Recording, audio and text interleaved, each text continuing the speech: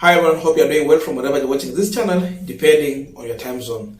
Now, apart from the Machakos Governor Wavinya Ndeti and the ferried crowd that welcomed William Samoei Ruto in Machakos, there was no one else who would have received William Ruto in Machakos.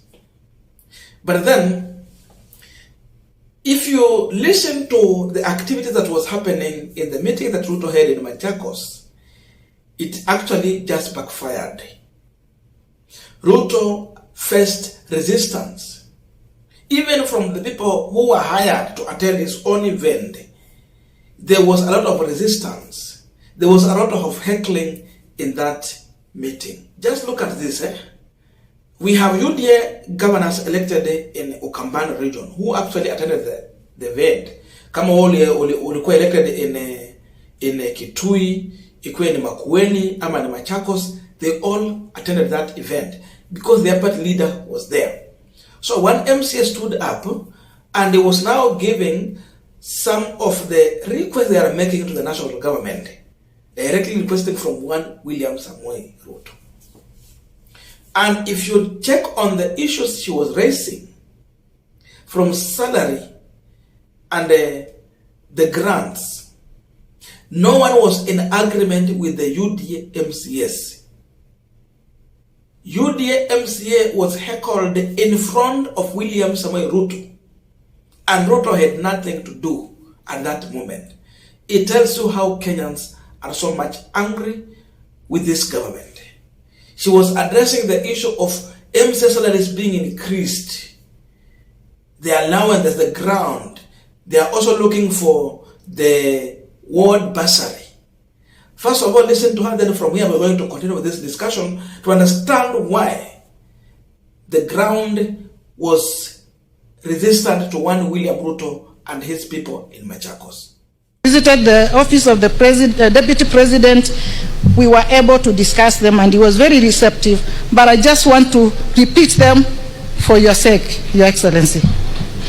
The MCAs of this country have the following grievances that we'll appreciate very much if they were addressed, Your Excellency. One of them is salary review. We request that if we can have an increase in our salaries, Your Excellency. Number two, let me finish. We request for, kindly request,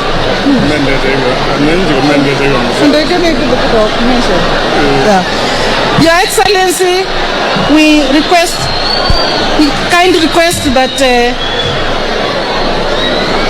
you reinstate our plenary allowances. We also request for ward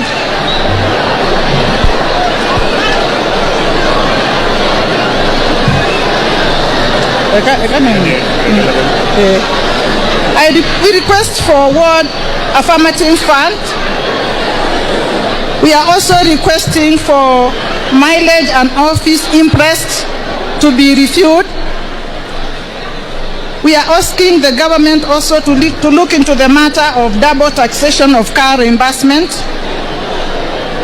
We are also requesting, Your Excellency, for financial autonomy of the Assembly. God is good and all the time. Tafadhali wacheni amalize tu. Tafadhali.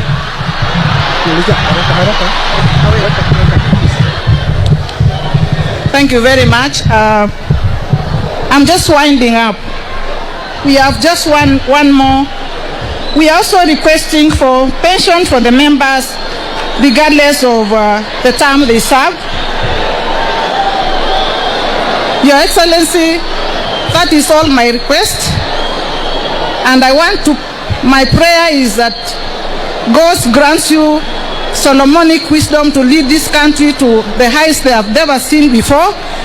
My prayer is that you continue leading us. Now we are continuing with the panel discussion, but just a quick request for those who are watching and you're not subscribed, please consider subscribing. To our returning subscribers, I must say thank you so much. And again, to all our viewers, please give this video a thumbs up. Thank you so much. And back to this discussion. Now, that move by that MCA to ask for increase in salary and all those things she has talked about tells you the behavior of leaders in UDA party. From MCA to their president. Those who are in the county, those who are in the National Assembly, those who are in the Senate, those who are even in the cabinet. That is their behavior.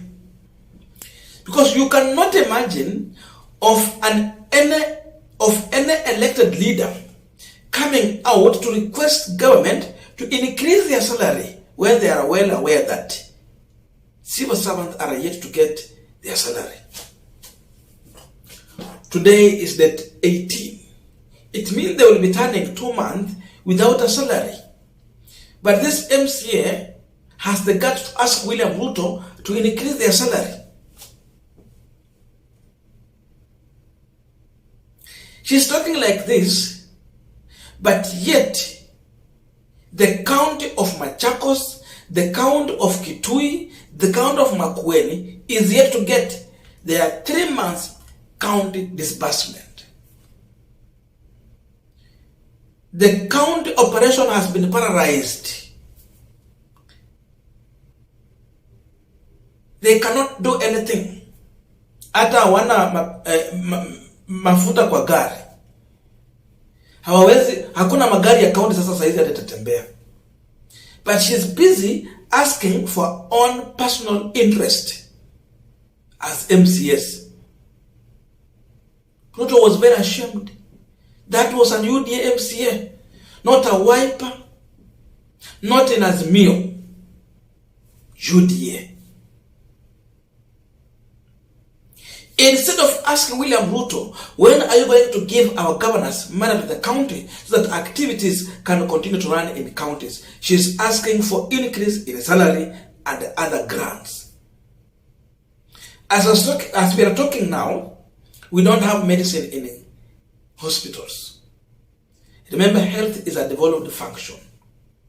There's no medicine in hospital because William Ruto's government has refused to fund the county government. I'm saying he has refused because they are collecting taxes. There's no any day KRA has stopped collecting taxes. But he has refused to take money to counties. There's no medicine in hospital.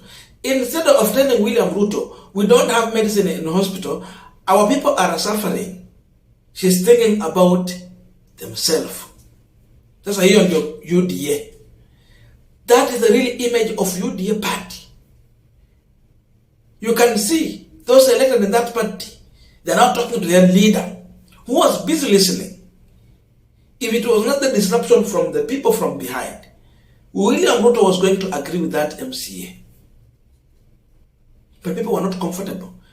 People wanted these people to talk about the price of unga. You are asking for increase of your salary and people are sleeping hungry. Kenyans cannot afford unga. She did not talk about that.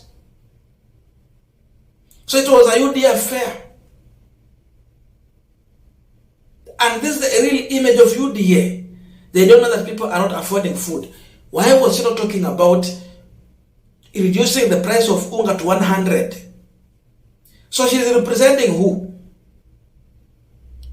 Wale watu mlikuwa mnapigia UDA kura, kujeni hapa.